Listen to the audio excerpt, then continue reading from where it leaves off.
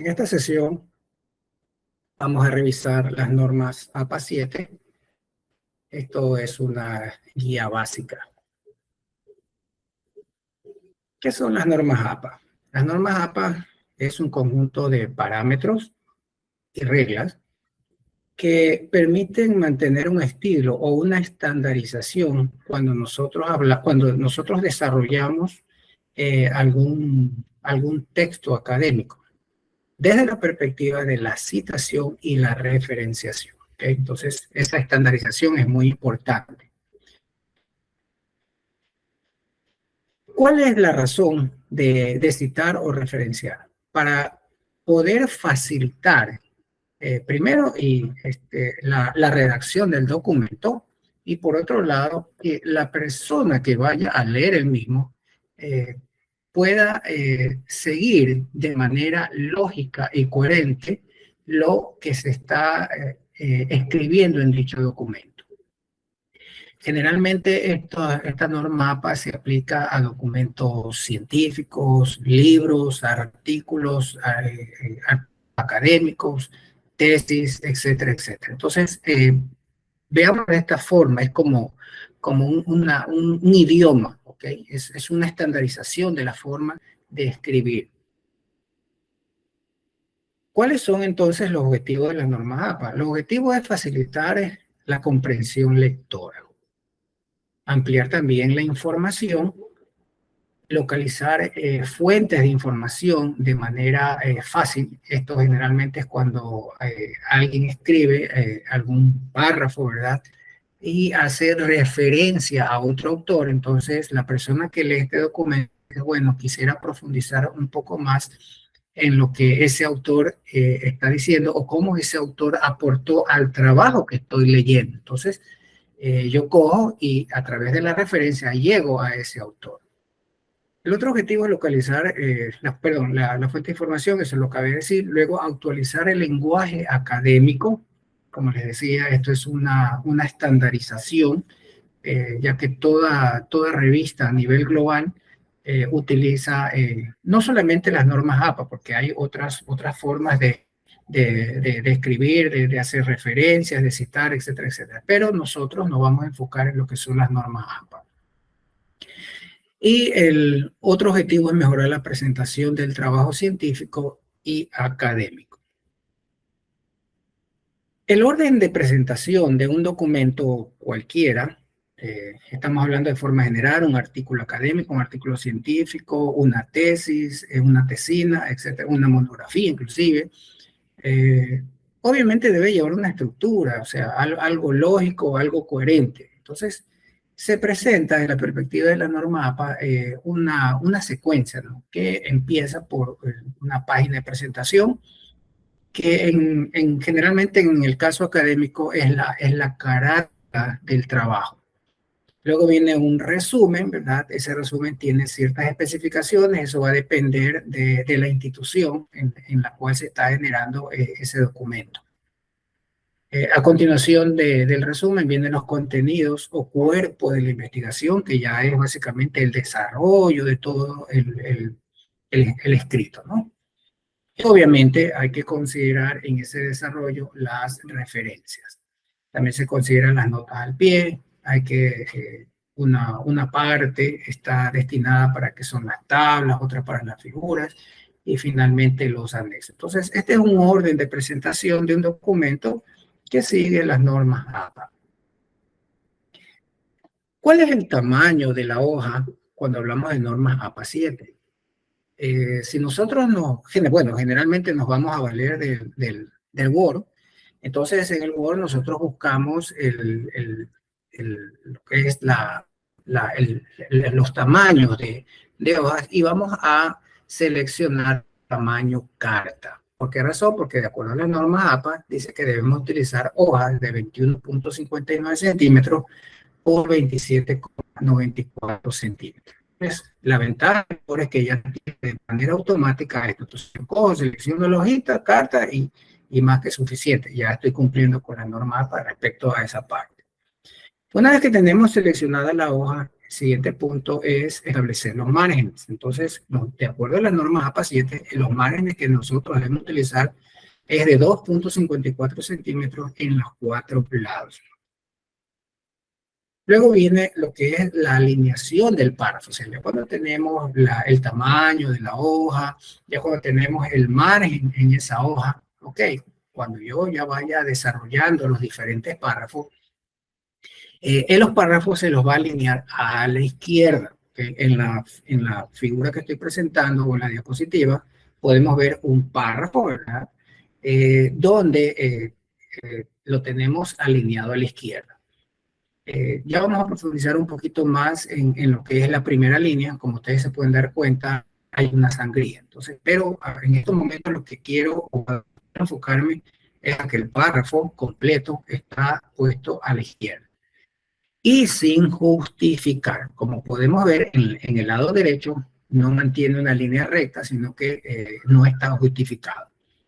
Ahora, tengo resaltado en amarillo la palabra justificar. ¿Por qué razón? Porque obviamente, de acuerdo a la norma APA 7, va sin justificar el párrafo.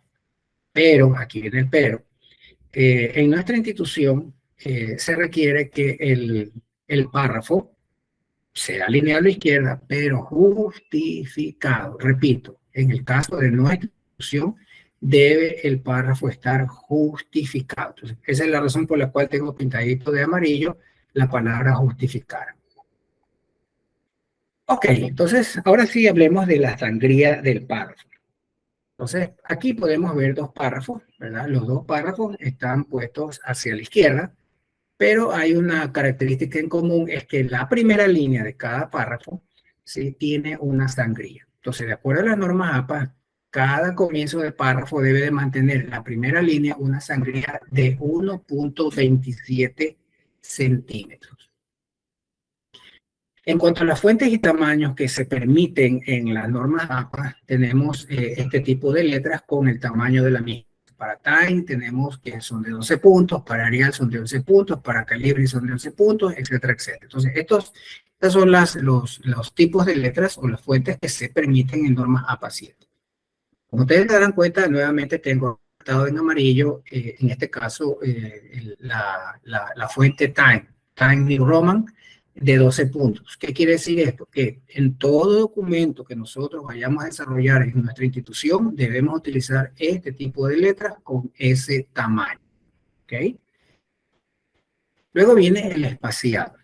Cuando hablamos de espaciado, se le llama el interlineado o la distancia entre líneas. ¿Okay? Entonces, de acuerdo a las normas APA 7, el interlineado tiene que ser de 2,0 y sin espacio entre párrafos. En este caso estoy mostrando dos párrafos, uno de color rojo y uno de color azul, para poder identificar los párrafos. Los dos están hacia la izquierda, ¿verdad? Cumplen con la especificación de que la primera línea tiene una sangría de 1,27 y entre líneas o el interlineado tiene 2,0. Entonces, como nuevamente ustedes ven que he resaltado el 2,0. ¿Qué quiere decir esto? Que en nuestra institución, el interlineado o la distancia entre líneas debe ser de 1,5. Repito, en nuestra institución vamos a utilizar un interlineado de 1,5. ¿Okay? Entonces, eso es muy importante ir destacando. Respecto a la numeración de las páginas, a ver, de acuerdo a las normas APA 7, estas se las hace en el extremo superior derecho y con números arábicos. ¿Okay? Entonces, en este caso estoy mostrando una hoja, ¿verdad? En la parte superior derecha encontramos el número 27, que sería el número de esa página, ¿no? Entonces, es así como se registra o se ubica el número de la página cuando aplicamos las normas APA 7. Ahora, aquí quiero hacer una aclaración. En nuestra institución, la numeración de hojas primero son de dos tipos. La una es lo que es números romanos y la segunda es arábica. Entonces, estoy presentando en estos momentos la carátula y las siguientes hojas, ¿verdad? Pueden ser X cantidad de hojas, pero esas hojas se las debe colocar en números romanos. Y algo muy importante, la ubicación es en la parte inferior derecha. Tengo dos flechas en cada hoja, ¿verdad? Solo en la carátula, repito, solo en la carátula no debe de aparecer el número 1 en romanos y en minúscula, números romanos en minúscula. Entonces, en este caso, la carátula arranca con el número 1 en romanos minúscula, pero no se la registra en dicha hoja. A partir de la segunda hoja es que yo ya comienzo a registrar. Cuando digo registrar, se puede ver el número romano en minúscula en la parte inferior derecha. Ahí estaríamos contando 2 en romanos, 3 en romanos, 4 en romanos, etcétera, etcétera. ¿Ok? Ahora, cuando nosotros lleguemos a la parte de la introducción, a partir de ese momento y desde la introducción, empleamos ya los números arábicos. ¿Qué significa esto? Que arrancamos con el número 1 en la introducción y se debe de ver ese número en la parte inferior derecha, así tal como estoy mostrando en esta hoja y con la flecha, ¿no? Entonces, y de ahí comenzamos a contar 1, 2, 4, 5, etcétera, etcétera. Entonces, estas dos formas son obligatorias en nuestra institución.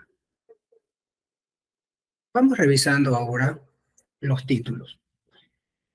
Cuando hablamos de títulos, hay que tener en consideración dos cosas, o una distinción, lo que son palabras principales y lo que son palabras menores. Cuando nosotros hablamos de palabras principales, son aquellas palabras que tienen de 4 letras o más. Y cuando hablamos nosotros de palabras menores, son todas aquellas palabras que tienen de 3 letras hacia abajo. O sea, menos de 4 letras en otras palabras. Para poder entender esto, veamos el siguiente ejemplo. Aquí yo tengo 2 títulos. El primer título es Marketing en la mejora de la empresa y el otro título es Incidencia de los costos en el plan de marketing. Son títulos. Entonces, ¿cómo identificamos las palabras principales y las palabras menores? Por ejemplo, en el primer título, marketing, es una palabra que tiene más de 4 letras, entonces obligado, ¿sí? Le colocamos la letra mayúscula en la letra, ¿no? Pero la siguiente palabra es en. En tiene solamente 2 letras, quiere decir que es una palabra menor. Y por ende no le podemos colocar letra mayúscula en la letra E. Lo mismo ocurre con la palabra la. Pero cuando llegamos a la palabra mejora, esa tiene más de 4 letras. Entonces ahí le colocamos la letra mayúscula a la primera letra, ¿no? Y así sucesivamente. Entonces, como podemos ver, ahí están los colorcitos que distinguen las palabras principales, tienen de 4 letras hacia arriba, y las palabras menores que tienen de 3 letras hacia abajo. Asimismo, los títulos tienen niveles cuando hablamos de las normas APA.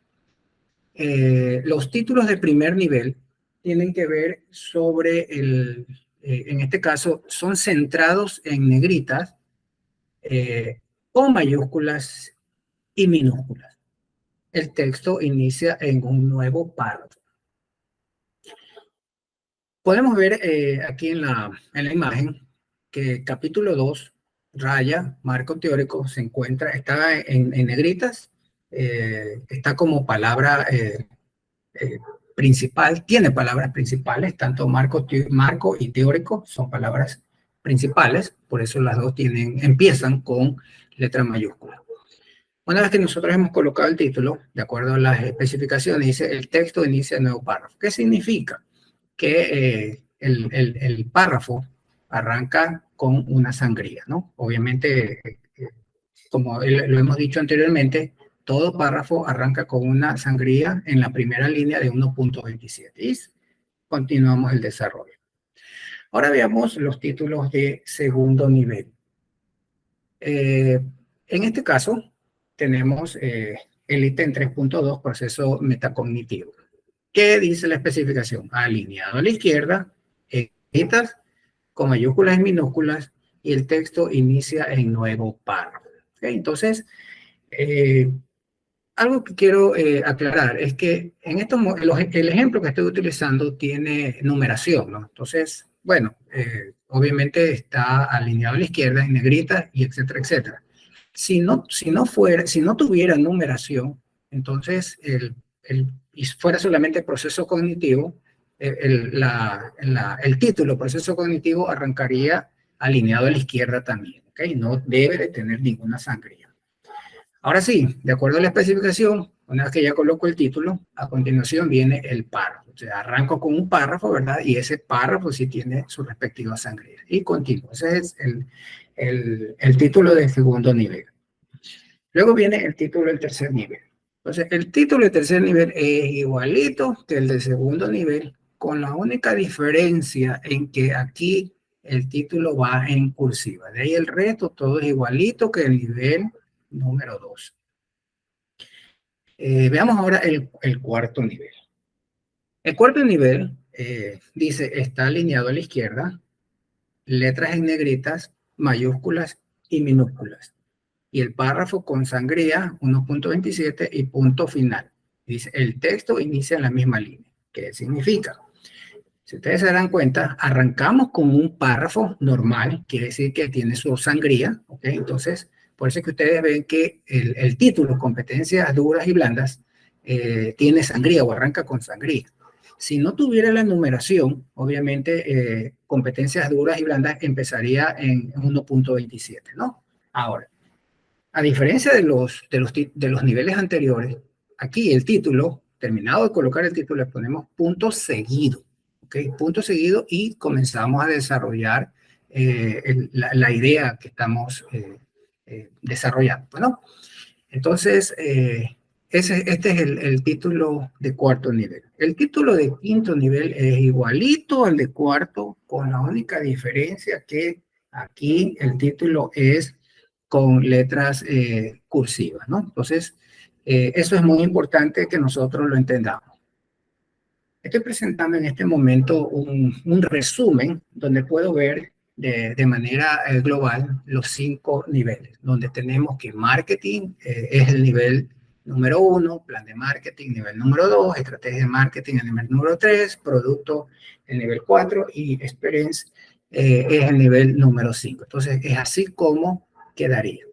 Entonces, en este caso, no le he puesto numeraciones, o sea, aquí tenemos los dos casos. ¿Qué pasa si son numerados y qué pasa si no son numerados? Entonces ya tienen una idea de cómo debe de quedar, ¿no? Hay una recomendación y es que tratemos de llegar, cuando hablamos de títulos, hasta el nivel 3. Es una recomendación, no es obligatorio. Debido a que pueden presentarse problemas con la organización de los índices. O sea, si ya la persona ya tiene mucha experiencia en esto, no tendría problemas al desarrollar un cuarto y un quinto nivel en cuanto a títulos, ¿no? Pero la recomendación dice que solamente lleguemos hasta el tercer nivel.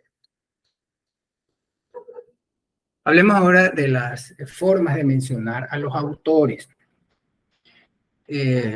Hay dos formas de mencionar a los autores. La una es narrativa y la otra es parentética. También en la otra literatura, parentética significa entre paréntesis. ¿Ok? Ahora, ambas formas son válidas en APA 7, pero cada una se utiliza en diferentes contextos y lo más importante, tiene sus propias reglas. O sea, hay unas reglas para la parte narrativa y hay otras reglas para que son la parte parentética. Hablando específicamente de las citas narrativas, dice que el nombre del autor se incorpora al texto. Esa es la clave. Narrativa, el autor o el nombre del autor se incorpora al texto como parte de la frase y el año sigue entre paréntesis. En cuanto a las citas parentéticas o entre paréntesis, dice el nombre del autor no se lo menciona en la redacción del párrafo, pero se lo coloca después en paréntesis junto con la fecha de publicación. Ya vamos a ver unos ejemplos para poder entender esto. Tipos de citas. Hay dos tipos. La primera son las textuales y estas es cuando nosotros vamos a reproducir literalmente las palabras de un autor. Esto significa que nosotros, en este caso, vamos a hacer un copy-pega, que básicamente es un copy-pega de lo que dijo ese autor. Y obviamente hay que incluir obligatorio el apellido, el año y la página. Esos tres elementos tienen que estar incorporados en esa cita. Ahora, ¿cuándo se justifica o cuándo nosotros deberíamos utilizar una cita textual? Si lo que nosotros estamos desarrollando requiere de incorporar una definición, un principio, una parte de un discurso destacado, entonces ahí se justifica lo de la cita textual. Recuerden que cita textual, imagínense que es un copio y pego, que repito, es un copio y pego. Entonces, esa sería la condición o lo que me dice a mí si realmente debo utilizar una cita textual, ¿no? De lo contrario, deberíamos utilizar citas de parafraseo. ¿Qué es una cita de parafraseo? Eh, es cuando nosotros, los que estamos escribiendo, expresamos con nuestras palabras las ideas de un determinado autor. O sea, en este caso ya no hago el copy-pega. O sea, la idea sigue siendo del autor. Lo que hago es una interpretación, ¿verdad? O sea, por eso se llama parafraseo. Cuando se parafrasea, ¿cuál es el beneficio de parafrasear? Se puede resumir yo hablemos que son 20 líneas. Esas 20 líneas yo las puedo resumir, yo las puedo sintetizar. Al final sigue siendo la idea de ese autor. O sea, igual tengo que citarla. Más que nada me sirve para comparar con otras fuentes y también contrastar detalles. Ese es el beneficio del parafraseo.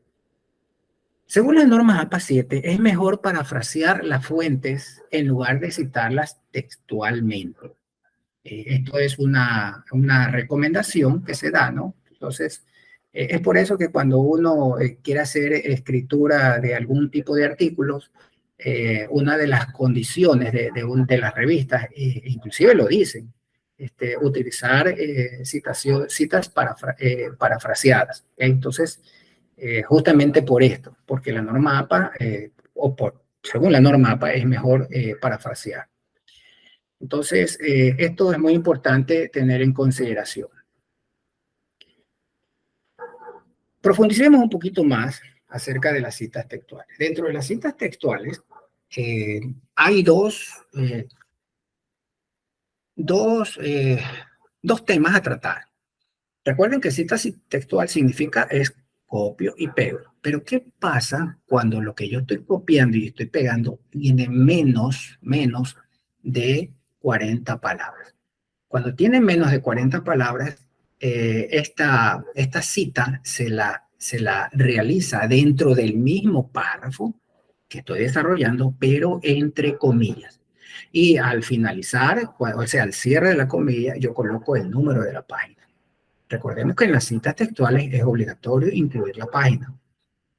Pero ¿qué pasa? Que cuando yo hago ese copy-pega, tiene más de 40 palabras, entonces ya la cosa cambia. Se ubican en un párrafo aparte. O sea, ese copy-pega se convierte en un párrafo aparte, con una sangría de 1.27 del margen izquierdo, pero en todo el párrafo, o sea, todo el párrafo que estoy copiando y pegando debe tener una sangría de 1.27.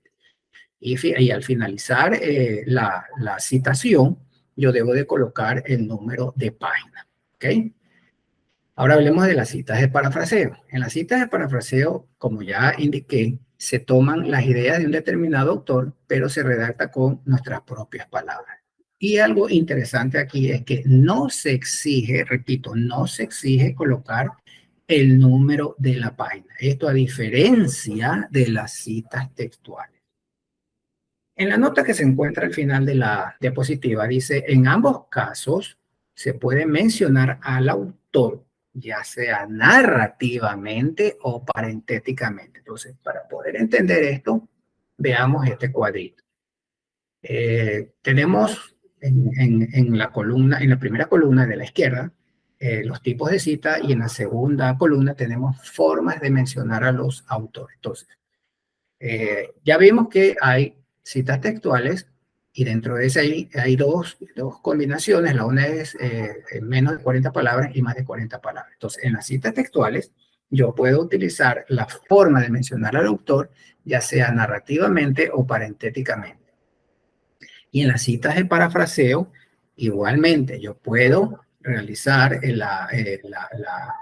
puedo mencionar a los autores, ya sea narrativamente o parentéticamente.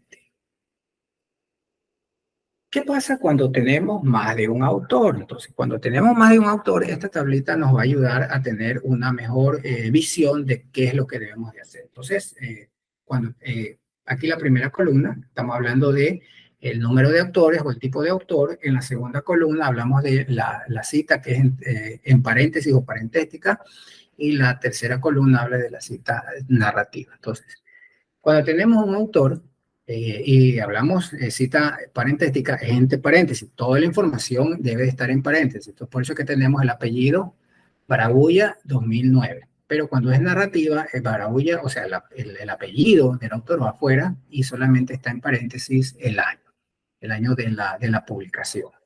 Cuando tenemos dos autores, fíjense que parentéticamente todo entre paréntesis.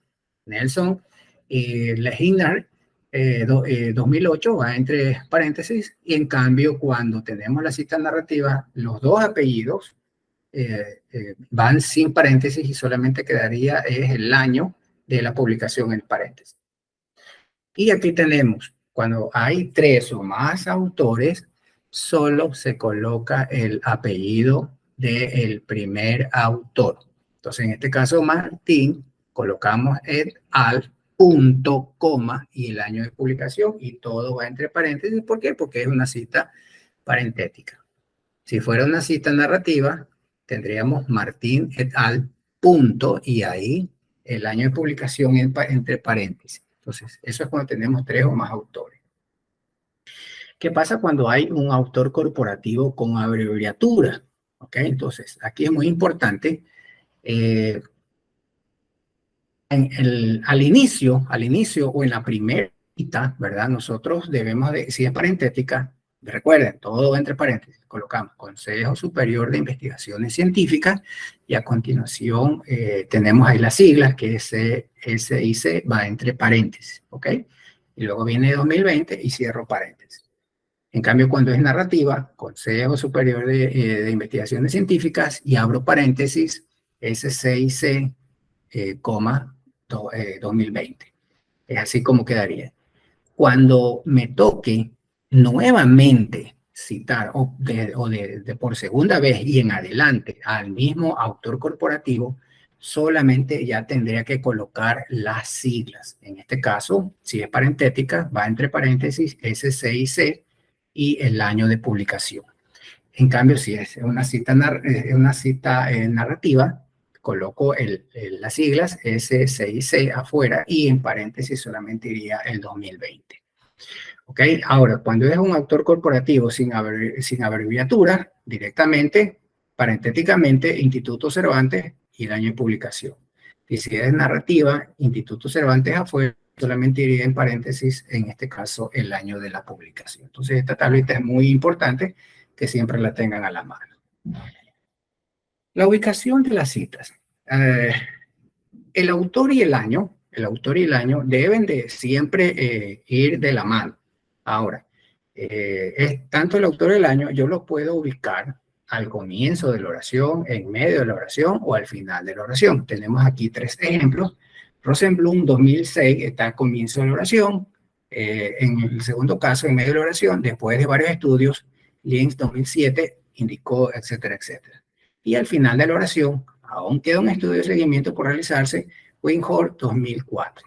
¿Okay? Entonces, eso es en cuanto a la ubicación de la cita. Lo que quiero llegar es que las dos cosas siempre tienen que ir de la mano. O sea, o qué es lo que está al comienzo, en medio o al final, es el autor y el año. Aquí estoy colocando ya ejemplos de lo que son citas textuales de menos de 40 palabras, tanto narrativamente como parentéticamente. Esta diapositiva les queda como una guía más que nada para que no se pierdan o qué es lo que debemos de resaltar o considerar cuando hablamos de menos de 40 palabras en las citas narrativas.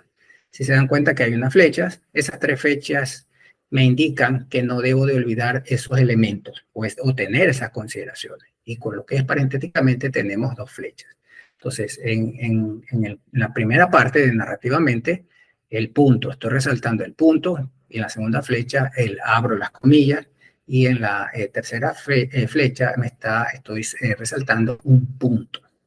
Cuando hablamos parentéticamente, en la primera flecha estoy resaltando la comilla y en la segunda flecha estoy resaltando el punto. ¿Okay? Entonces, eso es muy importante para que no se pierdan. He puesto esas flechas.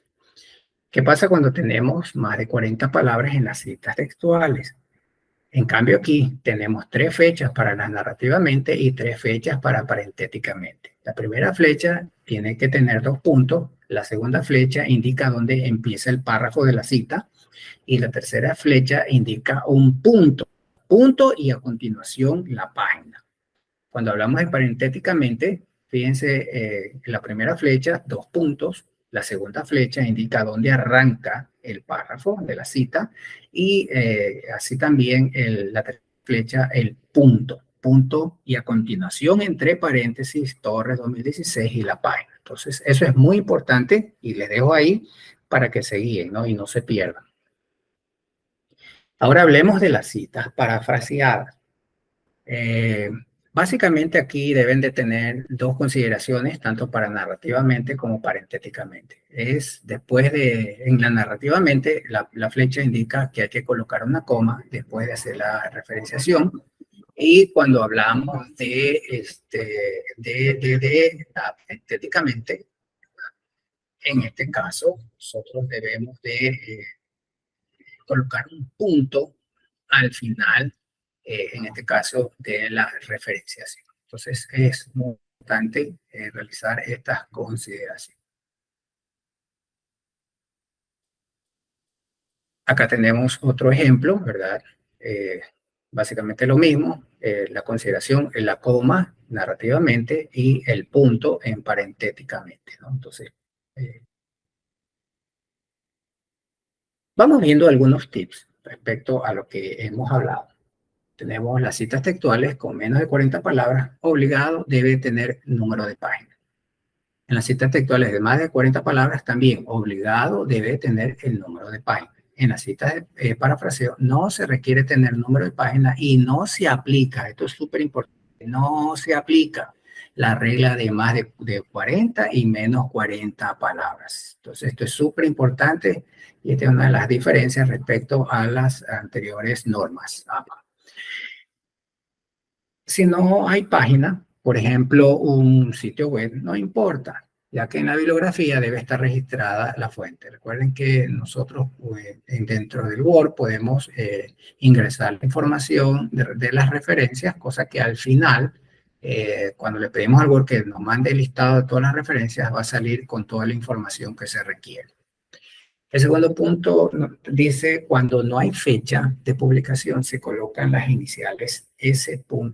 ¿Okay? Por las razones que sean, no encontramos el año de publicación, entonces vamos a reemplazar, porque no podemos dejar sin año, hay que colocar S.F. en minúscula. Y algo muy importante, que en toda tabla o figura hay que citar la fuente. Otro tip es que se pueden usar un máximo de 3 figuras o tablas de un artículo o capítulo de libro. Esto es muy importante. O sea, no es que agarramos un solo libro y de ese libro sacamos 20 figuras, 20 tablas y desarrollamos básicamente toda la tesis en función de uno o de los 2 libros. Cuidado con eso. El segundo punto nos habla de utilizar fragmentos de texto de menos de 400 palabras. O sea, en este caso, si vamos a hacer un copy-pega, o sea, tenemos que tener mucho cuidado de que máximo no hayan 400 palabras. En esta parte sí quiero recomendar que no hagamos eso. O sea, no hagamos una cita textual de 400 palabras. O sea, es demasiado. O sea, no, como que no tiene lógica, ¿no?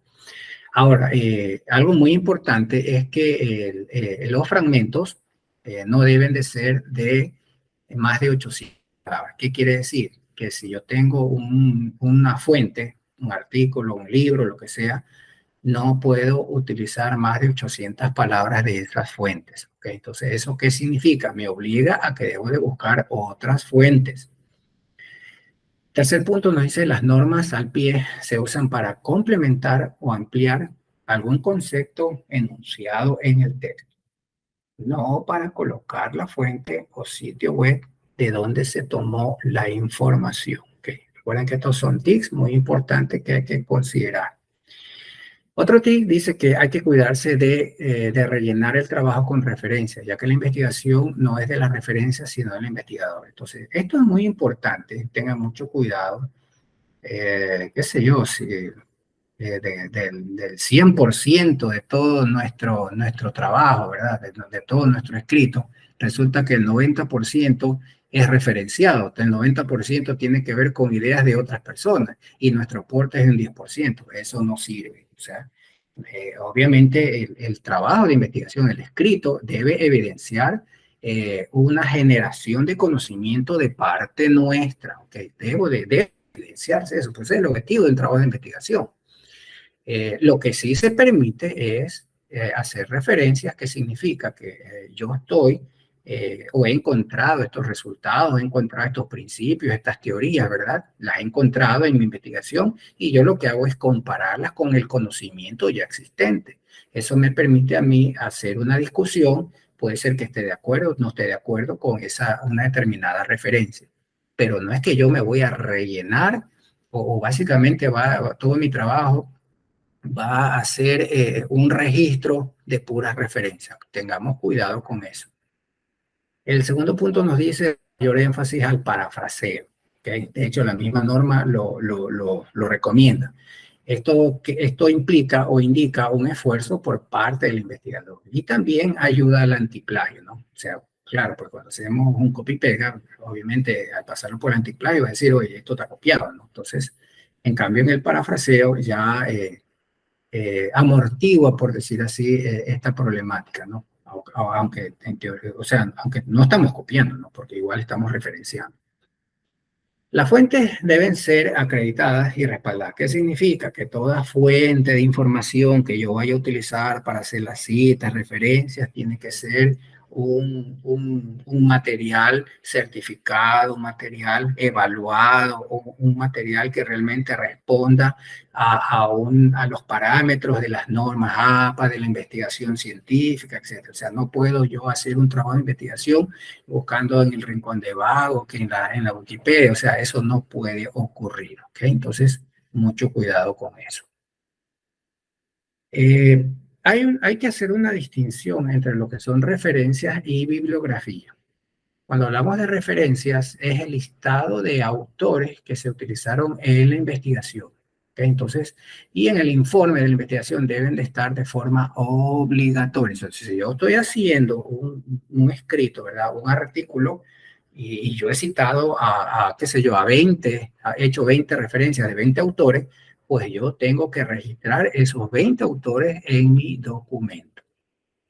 Pero existe lo que se llama la bibliografía. En cambio, la bibliografía, ¿qué es? La bibliografía son las referencias, o sea, son los 20 autores que yo utilicé, pero también de otros autores que yo consulté. O sea, no están registrados en mi documento.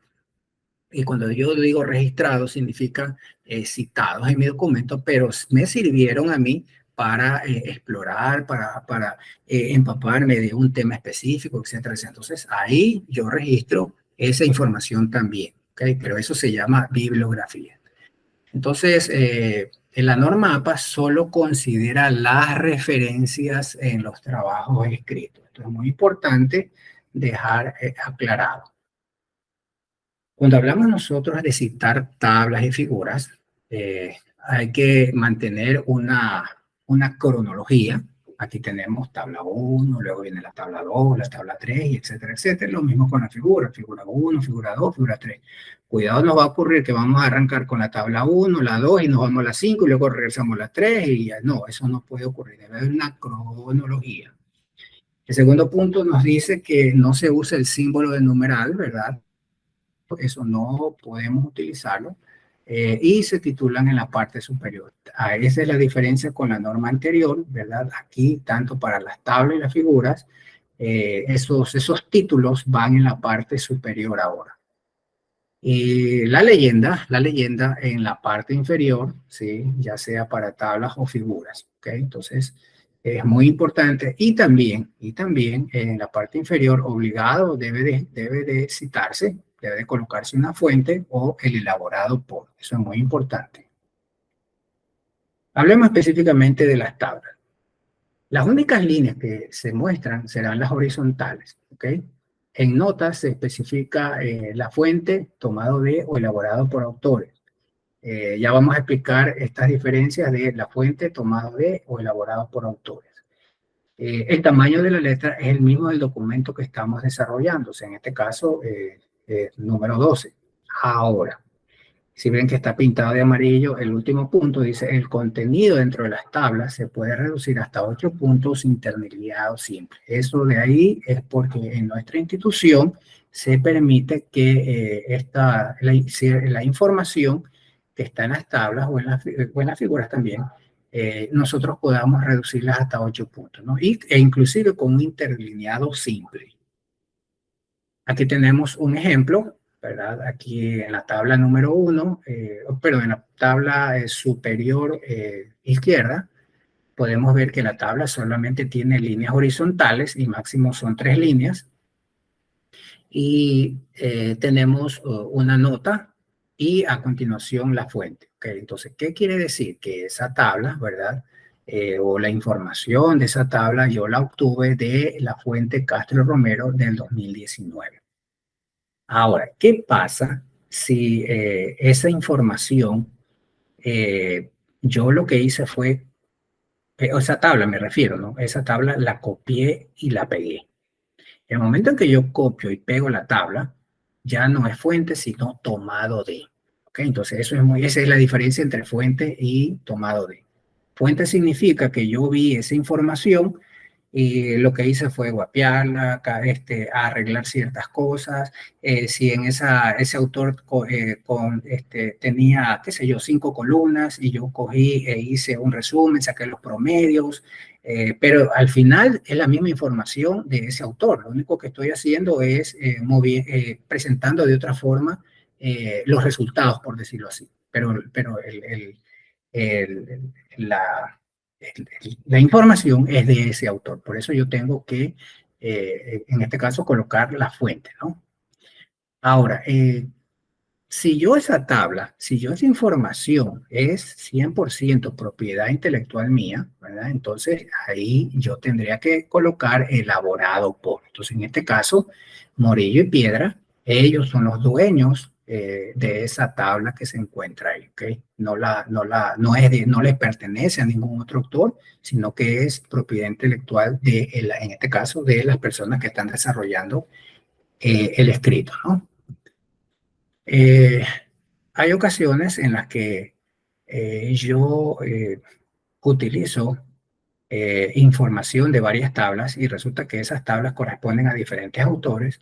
Entonces, cuando yo tengo esos casos y esas tablas las resumo en una sola, ¿verdad? Entonces yo igual tengo que colocar la fuente. O sea, si bien es cierto, es una sola tabla, pero esa sola tabla es el aporte de 5 autores. Entonces, cuando tengo ese caso, se los coloca en orden alfabético, tal como se muestra en la diapositiva, ¿no? Entonces, tenemos que A, B, C, D, E y F. ¿Okay? Entonces, es muy importante esta consideración, ¿no? Ahora hablemos de las figuras. Todas las imágenes utilizadas en su texto se denominan figuras. ¿Okay? Las fotitos, que los dibujitos, todo eso se consideran figuras. Ahora, en lo posible, borrar los textos y leyendas integradas en la imagen. En las notas se especifica la fuente tomado de o elaborado por los autores, en el mismo caso de las tablas. Y el tamaño, de acuerdo a la norma APA 7, el tamaño de la letra es el mismo del documento que estamos desarrollando. Recuerden que estamos con Time y número 12. Pero aquí vemos otra vez un resaltado en amarillo que dice el contenido dentro de la figura se puede reducir hasta 8 puntos interlineados simples. ¿Qué significa? o sea, nuestra institución permite realizar este ajuste, o sea, reducir hasta 8 puntos y con un interlineado simple. Aquí tenemos un ejemplo de lo que es una figura y los componentes de la misma, ¿no? Aquí están las diferencias entre lo que es fuente, tomado de y elaborado por. Esto de aquí yo ya lo expliqué. Y el orden de referencias bibliográficas está resumido en esta tabla, ¿no? Entonces, cuando nosotros le digamos al Word, sabe que dame ahora sí todo el listado de todas las referencias que he utilizado en mi documento, entonces es así como debe de presentarse, ¿no? O sea, es toda esta información debe de estar en esas referencias bibliográficas. De hecho, el mismo Word lo hace, entonces no deberíamos tener problemas, ¿no? Entonces, esto es lo que quería presentarles en cuanto a esta guía básica de las normas APA 7. Entonces, yo creo que con esto ya les puede ayudar no solamente a los estudiantes, sino también a los docentes, especialmente para cuando se realicen trabajos académicos, actividades autónomas, actividades dirigidas por el docente, actividades experimentales, ensayos, tesis, tesinas, monografías, etcétera, etcétera. Entonces, espero que les ayude esta información.